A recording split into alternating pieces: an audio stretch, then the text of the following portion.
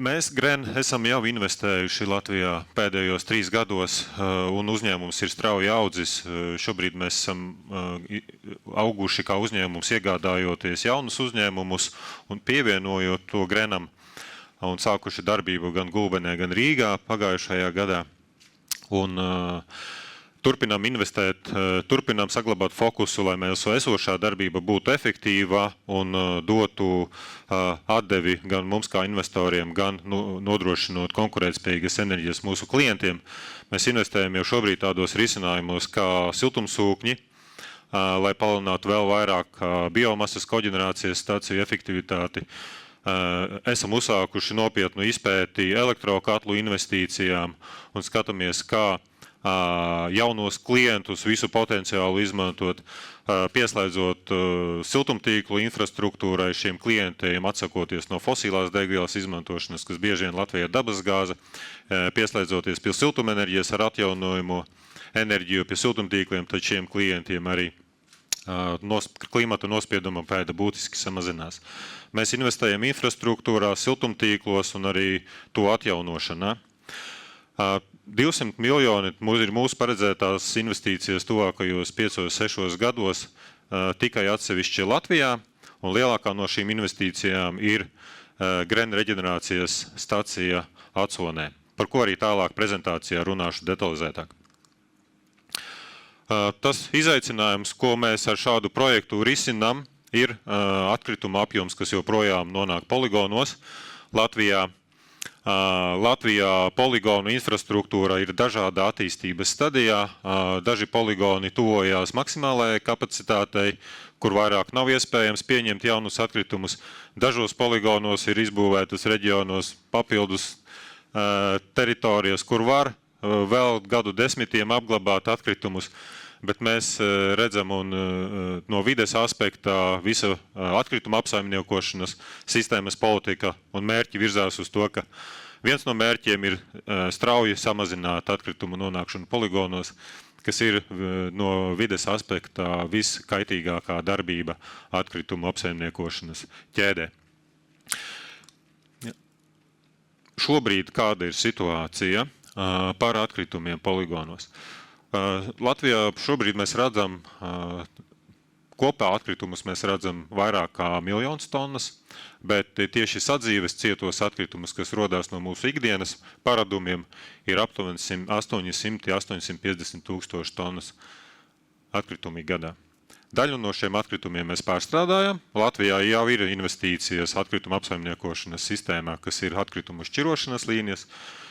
Šobrīd aktīvi strādājam pie biomasas un pārtikas atkritumu atdalītas savākšanas, tavu kompostēšanas, tas viss ir labi, bet ir jādara vēl vairāk, jo atkritumu poligonos šobrīd joprojām nonāk 300 līdz 400 tūkstoši tonnas atkritumu. Un no šiem atkritumiem, kas nav derīgi pārstrādēji, mēs varam iegūt enerģiju un atdot enerģiju atpakaļ ekonomikā, konkurētspējīgā veidā. Kaimiņu valstis jau šo potenciālu izmanto. Lietuvā mums ir kaimiņos 3 atkritumu reģenerācijas stacijas. Igaunijā ir 1, Somijā ir krietni vairāk, bet arī šī industrija turpina attīstīties. Lielbritānijā šobrīd 23. gadā statistiku skatoties ir 60 atkritumu reģenerācijas stacijas, un 12 ir projektēšanas attīstības stadijā, kas sāks darbību tuvākajos gados. Un šis enerģijas ekvivalents, kas nonāk un tiek apglabāts poligonos, ir aptuveni 1 teravatstunda enerģijas, kas šķeldas ekvivalentā, ja mēs šo nopirktu šķeldu, tādā daudzumā būtu 20 miljonu eiro. Milzīga vērtība, mēs viņu šobrīd aprokam poligonos. Dažās valstīs ir aizliegums apglabāt atkritumus poligonos, kuros vēl joprojām ir enerģētiskā vērtība. Un mēs Latvijā tik drastiski neesam gājuši uz priekšu politikā, lai sasniegtu mērķus straujāk.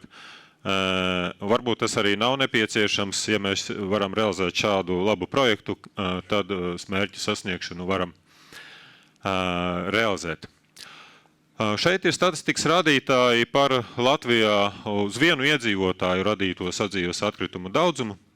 kas ir tas, ko statistika rāda, mēs izmetam un atkritumu kompānijas viņu savāc. No 95. gada līdz 2002. gadam ne visās valstīs Eurostatā ir statistika, arī par Latviju par 22. gadu vēl nav, bet mēs redzam, ka dzīves līmenim pieaugot, neskatoties uz demogrāfijas samazināšanos, atkritumu daudzums uz vienu iedzīvotāju joprojām pieaug. Un šāda tendence ir arī līdzīga citās valstīs. Varbūt Dānijā mēs redzam, ka no augstumiem pie 800 kg uz vienu iedzīvotāju ir stabilitāte iestājusies, bet tur attiecīgi arī labklājības līmenis ir jau sasniegts krietni augstāks un cilvēki jau skatās, teiksim, attīstās tālāk. Un atkritumu radīšanas un apsaimniekošanas parādi ir daudz attīstītāki nekā Latvijā. Tālāk ir vēl viens statistikas slaids, kas pamato nepieciešamību šādu reģenerācijas staciju būvēt Latvijā. Šeit ir salīdzinātas 4 valstis - Latvija, Lietuva, Somija, Dānija. Un pirmā kolona ar informāciju atkal ir statistika no 95. līdz 22. gadam par radītajiem atkritumu daudzumiem. Ar to mums veicās visās valstīs labi. Neskatoties uz visām iniciatīvām par to, ka atkritumu radīšana jāsamazina, joprojām statistika rāda, ka mēs netiekam galā ar šo uzdevumu samazināt atkritumu daudzumu. Un jāiet ir daudz agresīvāk pārstrādē, kas arī tiek darīts.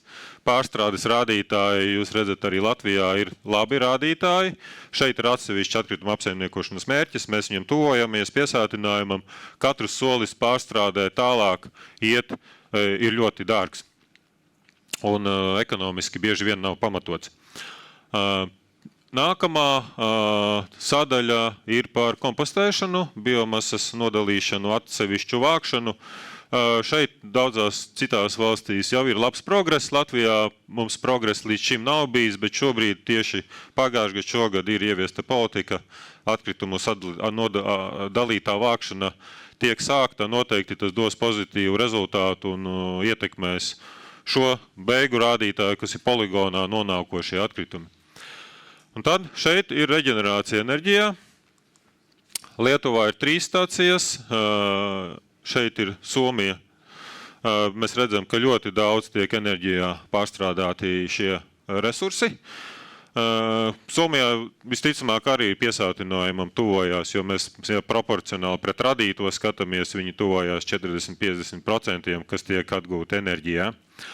Un interesanti statistika ir Dānijā, kur ir ļoti gara vēsture atkritumu reģenerācija enerģijā. Viņiem ir jau 40 gadus šie resursi tiek izmantoti. Un Dānijā enerģijā pārstrādā ne tikai nebīstamos atkritumus, kas ir mūsu projekts, bet arī bīstamos atkritumus, kur ir nepieciešamas jau vēl daudz dārgākas iekārtas un augstākas šīs sadegšanas temperatūras, lai degradētu šīs kaitīgās vielas, kas ir atkritumu masā. Un Dānijā mēs redzam, ka ielas iestājusies stabilitāte reģenerācijai un nedaudz samazinās šīs reģenerācijas jaudas. Tas saistīts ar to, ka vecās 40 gadus vecās iekārtas ne visas tiek atjaunotas. Tālākai darbībai mazākās apdzīvotās vietas viņas tiek slēgtas, tiek izmantoti citi resursi siltuma apgādei un atkritumi tiek koncentrēti jau transporta plūsmas ir garākas uz modernajām iekārtām tiek vestas. Kopenhāgenā ir šī viena modernā koģenerācijas stacija, kas tika nodota eksploatācijā nesen, kas atrodas 3 km attālumā, tā tiešā līnijā no Kopenhāgenas centra. Dānija šatad ir kritizēta par to, ka viņi importē atkritumus, lai reģenerētu, bet statistika rāda, ka tas ir īslaicīgs periods, skatoties nākamos 10 gadus, vairs un slēdzoties ārā vecajām iekārtām, izskatās, ka Dānijā arī pietrūkst modernu reģenerācijas jaudu, lai arī savus atkritumus reģenerētu enerģijā, un viņiem visticamāk domās par importu. Un šeit mēs gribam uzsvērt nākamajā slaidā daļā par atšķirību. Ir reģenerācija un ir sadedzināšana, no kā neiegūst enerģiju. Sadedzināšana ir atkritumu reģenerācijas enerģijā priekšgājējs. Kādreiz bija, un Amerikā tas bija populāri lielajās pilsētās, atkritumi tiek radīti daudz, Katrs kvadrātmetrs ir ļoti dārgs. Zemes kvadrātmetrs apbūvēja, un lai šo dārgo teritoriju neaizņemtu ar kalniem, atkritumu kalniem, tad viņi tika vienkārši sadedzināta, lai būtu mazāka atkrituma masa, neiegūstot nekādu enerģiju. Un šeit, protams, 40, 50, 60 gadus atpakaļ tas tika darīts, bet šobrīd šī sadedzināšana kā tāda bez enerģijas ieguves netiek veikta. Un tad atkrituma apsaimniekošana no radīšanas beidzamā daļa ir poligoni, kuru vajadzētu mazāk vest atkritumus. Dažas valstis mērķi jau ir sasnieguši. Dānija apglabā jau te vairs neko neredz statistikā. Varbūt tur ir 1–2% ļoti labi rādītāji ir arī Somijā. Ļoti labi rādītāji trajektori ir pareizajā virzienā arī Lietuvā un Latvijā. Mums šie atkrituma apglabāšanas rādītāji gadu no gada nedaudz samazinās dēļ šķirošanas iekārtu uzstādīšanas un atkrituma atgriešanas otrais ekonomikā. Bet, diemžēl, tās progress ar samazināšanos ir par maz, un mums iztrūkst viens šis būtiskais elements, kas ir citās valstīs, ir jāreģenerē enerģija no šiem atkrituma atlikumiem. Un mēs plānojam šo vietu aizpildīt ar mūsu projektu Atsonē, lai sasniegtu visus atsevišķos dažādos atkrituma apsaimniekošanas sistēmā noteiktos mērķus, un gala rezultātā poligonos mums nonāktu tikai tādi materiāli, ko tālāk vairs nevar pārstrādāt. Kamēr var iegūt enerģiju, tas joprojām ir resurss, ko mēs varam izmantot no atkritumiem, tam nevajadzētu nekādā gadījumā nonākt poligonos. Vēlreiz uzsverot reģenerācijas jēdzienu. Reģenerācija, ko tas īsti nozīmē? Mēs no atkritumiem, kas ir daudziem ir atkritumi, mums tas ir resurss, mēs pārvēršam šos resursus enerģijā. Atkritumu apritē tas nozīmē, ka atkritumu masas tiek novirzītas no poligoniem. Mēs atkritumus reģenerējot, termiskā apstrāde nozīmē, ka viņiem tiek degradētas visas kaitīgās vielas. Ar modernākajām tehnoloģijām mēs vēl papildus attīrām dūmgāzes, lai mēs nenonāk atmosfērā. Un, protams, no šī atkrituma, viņš ir resurss, mēs iegūstam enerģiju. Un enerģētikas pusē ietekme no šī projekta ir viennozīmīgi vietējo resursu izmantošana,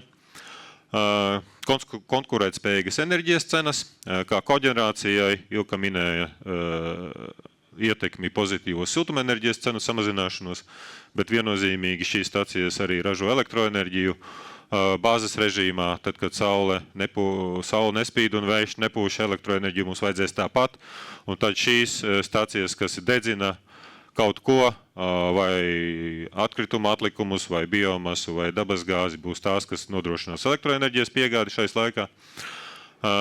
Aizstājam fosilo kurināmo, ko vajadzēs izmantot mazāk, un viennozīmīgi veicinām enerģētisko neatkarību.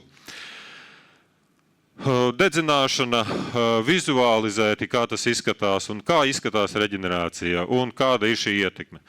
Dedzināšana, jūs zinat, un pašvaldības visas ļoti cīnās, vienmēr ir noteikumi katru pavasari, katru rudeni, nededzinām lapas pagalmos, arī tās rada piesārņojumu, bieži vien mājsaimniecības ugunskura vietā samet plastikātus, nedēļas laikā uzkrāja kaudzīti un nodedzina. Mēs joprojām to jūtam arī pilsētās, apdzīvotās vietās, kad jūtama smaka. Bieži vien tas ir apkuras sezonas laikā, tas nāk no krāsnīm, un vasaras sezonā tas nāk no ugunskuriem. Dedzināšanai ir ļoti kaitīga ietekme uz vidi. Ir zema degšanas temperatūra, nav pietiekoša skābekļa pieplūde, veidojās kaitīgās gāzes, un viņas turpat zemes līmenī, tajā pat vietā, kur tiek dedzināts, tur arī paliek piesārņojums. Reģenerācija ir modernas iekārtas, kas nerada kaitīgu ietekmi uz vidi. Mērķis šādām iekārtām ir samazināt atkritumu nonākšanu poligonos un iegūt liederīgu enerģiju. Visām šīm modernajām stacijām ir pašas augstākās vides prasības emisijām, un kontrolas prasībām, lai katru sekundi, katru minūti, katru dienu gadā visos režīmos nepārtraukti būtu monitorings ieslēgts automātiskā režīmē kalibrēts, trešās puses pārbaudīts, un ar šiem datiem mēs arī dalāmies gan ar vides dienestiem, gan sabiedrību, pierādot, ka stacija ir droša un bijusi droša vienmēr visu laiku strādājot. Un ietekme uz vidi no šādas modernas reģenerācijas stācijas ir ļoti zema. Piesārņojošās vielas tiek attīrītas, dūmgāžu filtrēšanā ir uzstādītas modernas iekārtas, tiek padotas papildus saistvielas, lai kaitīgās vielas sasaistītu un dūmgāžu filtros atfiltrētu visu un attiecīgi pēc tam viņas pārstrādātu kā atkritumus. Ir daudzi piemēri Eiropā. Šeit mēs esam parādījuši tikai dažus, kas ir tādi ļoti raksturīgi. Kopenhāgenā ir Kopenhill, arī viņiem ir brands kā tāds izveidojies un cilvēki labprāt brauc uz turieni skatīties. Es tur biju pirms dažiem mēnešiem. Šeit augšā ir arī kafejnīca, kur var iedzert kafiju, paskatīties uz Kopenhāgenes centru un uz mazdārziņiem, kas šeit blakus atrodas. Tā kā objekts atrodas pilsētas teritorijā, blakus ir osta, attīstās teritorijas blakus un apkārt šai koģenerācijas stacijai, un viņa droši iekļaujās pilsētvidē. Pilsētnieki rada atkritumus, kā iedzīvotāji dzīvojot koncentrētā vietā, un arī ir tehnoloģijas, kas nodrošina drošu to pārstrādi. Viņš nav jāved kaut kur promus pie kaimiņiem ārpus uz mazu ciematiņu, kur varbūt viņi arī nav radījuši tos atkritumus, bet pilsētnieki grib, lai tas ir projām no pilsētas, bet tam nav ietekmes. Stācijas ir drošas, viņas var atrasties blakus, un arī mēs esam pārliecināti, ka mūsu darbinieki strādājot šādās stācijās nav pakļauti nekādiem veselības riskiem. Klaipēda 11 gadi droša eksploatācija, kur Gren ne tikai viņu eksploatē, bet mēs arī ieguvām visas atļaujas, pārliecinājām sabiedrību, pārliecinājām ietekmes uz vidi novērtējumu laikā visus dienestus, ekspertus, kā šāda darbība nav kaitīga, un to, ko mēs uz papīra bijām saplānojuši, mēs arī esam pierādījuši 11 gadus strādājot drošā veidā, un šī stacija Klaipēdā salīdzinot ar citām Eiropas reģenerācijas iekārtām uzrāda vienus no labākajiem rādītājiem, kā modernākā, efektīvākā stacija. Izmešu rādītāji no šīs stācijas ir, kā un kurā parametrā viņi var būt 10–100 reižu mazāki nekā normatīvs atļauj. Un Vīne raksturīga ar to, ka tas ir pavisam pilsētas centrā, un viņa ir integrēta, un pilsēta dzīvo savu aktīvo dzīvi riņķī šai reģenerācijas iekārti. Statistika par Eiropu, šis ir no 2020. gada, ne visi pēdējās stacijas ir šeit parādījušās, bet jūs redzat, cik viņu ir daudz modernas iekārtas, un cilvēki nebaidās šādas iekārtas izmantot atkritumu reģenerāciju. Lielbritāniju pieminēju, šeit 20. gadā ir 54, 23. gadā 60 un vēl 20 ir attīstības stadijā, lai pabeigtu viņu būvniecību.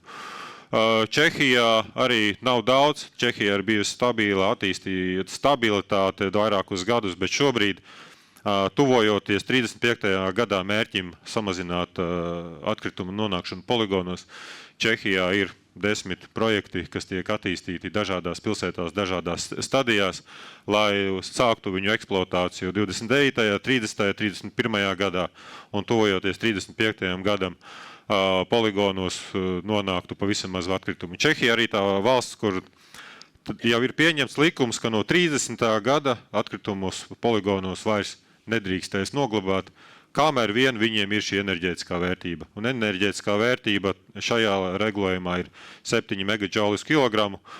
Sausā masā, kas ir arī tāds zemes kvalitātes materiāls, kam šīs stācijas ir paredzētas izmantošanai. Mums nevajag augstas kvalitātes materiālu, viņš var būt mitrs, viņš var būt dažāda sastāvā, zemu kaloritāti un visa tā masa, kas nonāk poligonos, mēs viņu varam lielāko daļu no tā atgriezt atpakaļ enerģijā. Šāda stacija varētu izskatīties pēc 5 gadiem. Pagaidām šī fotogrāfija ir no Klaipēdas, diemžēl, kur mēs arī šo staciju izmantojam kā labāko piemēru, un visas iesaistītās puses aicinām braukt ekskursijās, lai sajustu arī klātienē. Ko tas nozīmē? Vai ir smakas, vai ir troksnis, vai riņķī kaut kas ir, cik tuvu šī stacija atrodas no pilsētas, no daudzdzīvokļu namiem. Šeit daudzdzīvokļu ēkas, šeit no augšas var redzēt nepilnu kilometru attālumā ir daudzdzīvokļu ēkas, Klaipēdas pilsēta un tālāk Klaipēdas osta. Acones projekta tehniskie rādītāji. Acone kā vieta ir izcila vieta, un mēs dažādus variantus pētot nonācām pie secinājuma, ka šī ir labākā vieta, jo šeit ir attīstībā industriālā teritorija, kas jau šobrīd atbilst teritorijas plānojuma nosacījumiem šādai darbībai, un tur ir milzīgs potenciāls šo industriālo attīstību veicināt. Šajā teritorijā ir arī pieslēgumi infrastruktūrai, kas ir nepieciešami šādai reģenerācijas iekārtai, pamatā siltumenerģijas piegādei, efektīvai izmantošanai, elektroenerģijas piegādei, efektīvai izmantošanai, tālākai pārvadei un ceļu infrastruktūra. Acone, Getliņu poligons, vairākas atkritumu šķirošanas līnijas, tā infrastruktūra jau atrodas šajā teritorijā. Atkritumu apjoms, ko mēs plānojam pārstrādāt, kā kurināmo ir 150 līdz 200 tūkstoši tonnas gadā, kas lielākā daļa būs atkrituma atlikumi, bet ne tikai zemes kvalitātes biomasa, koksnes izcelsmes atkritumi un dažādi bio izcelsmes ražošanas blakus produkti. Arī Jelgavā mēs jau esam izmantojuši enerģijas ražošanai, piemēram, graudu pārstrādes atlikumus, kas ir sēneles. Grauda miziņā, viņa nav derīga tālāk miltu ražošanai, viņa būtu jāmet ārā, kaut kur jāpūdē, mēs viņu varam izmantot enerģijas ražošanai. Un tā ir dažādi tādi bio atkritumi, kas rodās, kas nav izmantojami pamatprocesā produktu ražošanai, mēs viņus varam izmantot enerģijas ražošanai, lai atgūtu vērtību. Enerģija aptuveni 400 tūkstoši mājsaimniecībām no šādas stacijas tiks saražota. Siltumenerģijas jauda 50 līdz 70 megavati, elektriskā jauda 15 līdz 20 megavati, un viss kurināmais, ko mēs plānojam iegūt, nāks no Latvijas.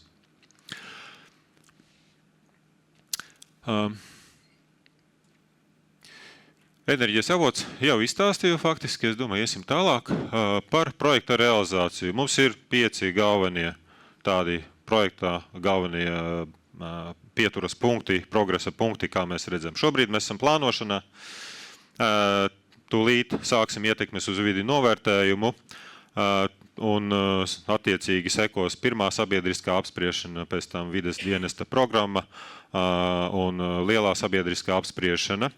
Un šo atļauju saskaņošanu mēs plānojam pabeigt dažu gadu laikā. Paralēli sāksim stacijas projektēšanu, pie kā mēs jau šobrīd strādājam, kas ir arī liela daļa ietekmes uz vidu novērtējuma. Dokumentā diezgan detalizēti mums jau jāatspūgļo tā mūsu plānotā darbība, un pēc tam būvniecības laikā jau jāpieturās pie visiem galvenajiem parametriem, ko mēs ietekmēs uz vidi vērtējuma laikā būsim iestrādājuši projektā. Būvniecība, iepirkuma procedūras, iekārtu uzstādīšanas, visi būvdarbi, 27. 28. gads un 29. gadā mēs plānojam jau staciju nodot eksploatācijā, un pirms tam būs periods vismaz pusgadu, kad mēs veiksim testēšanas, ieregulēšanas darbus, visādas pārbaudes, iekārtu darbības pārbaudes, augstās, karstās, sadegšanas pārbaudes, emisiju monitoringu, visas pārbaudes, lai pielāgotu, saregulētu iekārtas un 29. gada laikā beigās uzsāktu enerģijas ražošanu un sāktu pieņemt atkritumus uz šo staciju. Viens no tiem svarīgākajiem jautājumiem, kas ir sabiedrībai, kas izplūst no skursteņa. Un vienmēr var redzēt, ziemas laikā var redzēt, ka nāk kaut kas balts ārā no skursteņiem, vasaras laikā nevar redzēt neko, jo tvaiks, kas ir dūmgāzēs, vairs nekondensējās, tad, kad ir plus temperatūra, plus 10, plus 15 grādu laikā, tad ir caurspīdīgas gāzes. 99% nāk ūdens tvaiks no skursteņa, 1% ir emisijas, kas tiek nepārtraukti monitorētas. Šī nepārtrauktā monitoringa sistēma, viņas mēra galvenos 7, 8, 9 parametrus, kas dod pārliecību, ka stacija visu laiku, visos režīmos darbojās drošā režīmā un netiek veiktas sadedzināšana, nerada kaitīgās vielas, lai būtu jāstraucās apkārtnē dzīvojušiem iedzīvotājiem vai pašiem darbiniekiem, kas strādā. Kā atlikumi ārpus dūmgāzēm, emisijām, mums, protams, paliek pelni pārstrādes. Atkritumu masā jūs varat iedomāties, tur ir viss kas, viņi ir sajaukti. Bieži vien tur ir materiāli, ko nevar sadedzināt, kā piemēram metāls. Ne visu metālu savāc un nošķiro, kaut kādi mazāki metāla gabali ir arī atkrituma atlikumos. Metāls ir viena daļa, ko mēs atkal pa ko mēs gūstam ienākumus, nododot metālu užņos, kas ir pozitīvā ietekme, bet, protams, ir izdeģi, kas nāk pēc kurtuves, arī šķeldes katliem ir izdeģi. Un šie izdeģi Lietuvā tiek izmantoti droši ceļu būvei, ēku pamatiem, pagaidu ceļu būvniecībai, un viņus var droši izmantot atpakaļ kā būvmateriāls. Ir lidojošie pelni, kas ir tie pelni pašas smalkākās frakcijas, ko mēs attīram dūmgāžu filtros, kas ir maisu filtri. Un šī frakcija daļa varētu būt bīstamie atkritumi, un šo atkritumu tālāka pārstrāde vai noglabāšana tiek veikta drošā veidā. Mūsu Lietuvā pieredze rāda, ka ir veiksmīga sadarbība izveidot ar uzņēmumiem, kuri saskata šajā biznesa iespējas, un viņi šos materiālus no atkritumu sadedzināšanas iekārtām vāc pa visu Eiropu un ved pie sevis uz Norvēģiju, kur viņiem ir atbilstoši droša vide, kur viņi viņus neutralizē, stabilizē, lai nebūtu nekādas tālākas degradācijas un noplūdes, un drošā veidā apglabā viņu. Bet tā masa ir ļoti maza no visas tās ienākošās atkritumu plūsmas. Arī Latvijā mums nav atstrādātas sistēmas, kā šādu izaicinošu materiālu atkritumu pārstrādāt. Un ar atkritumu pārstrāde ir biznes, vienmēr ir biznes, ja tam ir pietiekoši liels mērogs. Ja mums Latvijā ir viena šāda stacija, kas rada dažus kilogramus kaitīgos atkritumus gadā, uz tā nevar izveidot biznesu. Tāpēc atkritumu pārstrāde vienmēr ir reģionāls jautājums, un tur, kur šī pārstrāde noglabāšana ir izveidota infrastruktūra, liels reģions, tad viņu šo infrastruktūru izmanto. Līdzīgi arī ar citām pārstrādes līnijām. Piemēram, akumulātoru pārstrāde Latvijā nav, bet no Latvijas mēs akumulātors vedam pārstrādāt, manuprāt, uz Somiju. Un Somijā ir liela pārstrādes rūpnīca, kad no visām valstīm tad viņi savāc un ekonomisku attīstību nodrošina caur to. Es gribētu arī Latvijā, lai tādi izaicinoši projekti būtu vairāk. Un tad 1% emisijas. Kas ir tās emisijas, kas tajā 1% ir un par ko mēs arī nepārtraukti mēram? Oglekļa monoksīds ir viena no emisijām, slāpekļa oksīdi ir cita emisija, sēra dioksīds, parastās emisijas, kas ir no jebkuriem sadedzināšanas procesiem.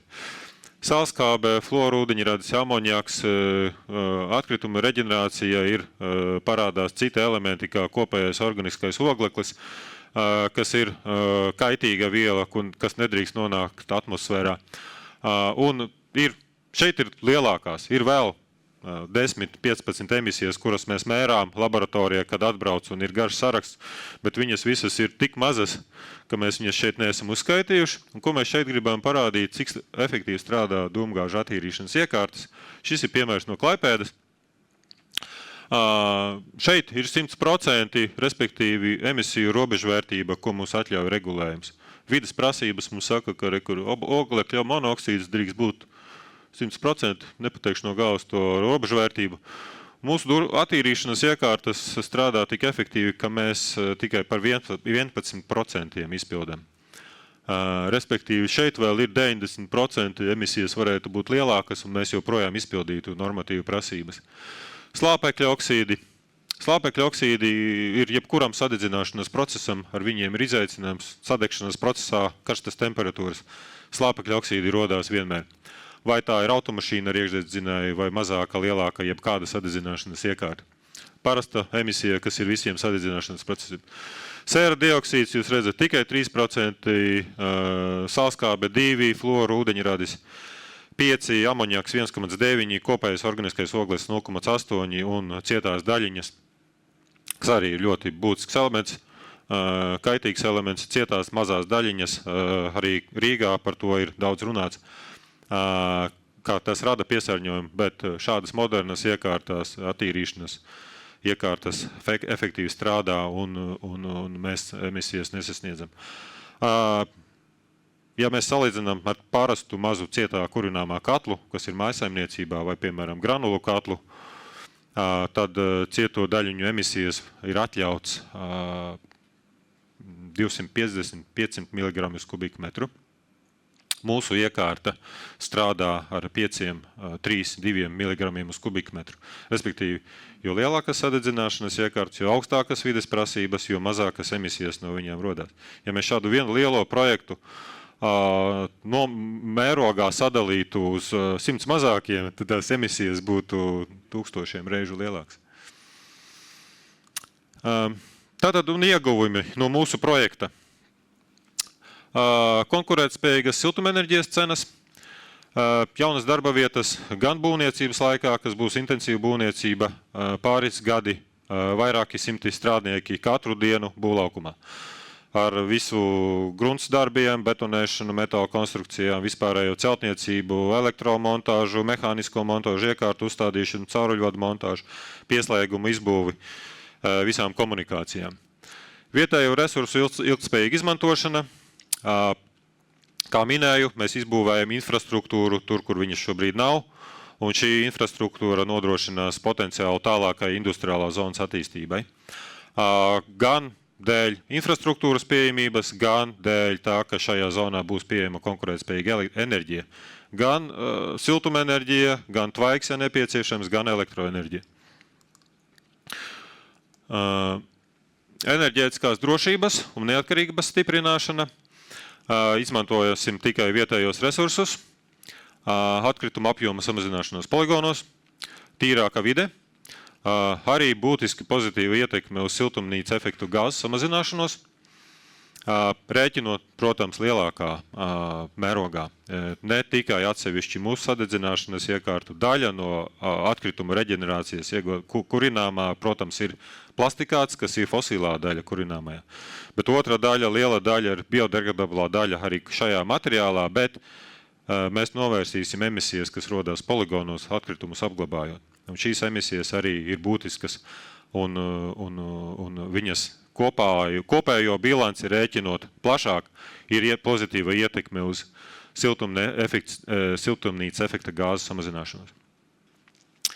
Un kā minējām, šis projekts ir privātu investīciju projekts.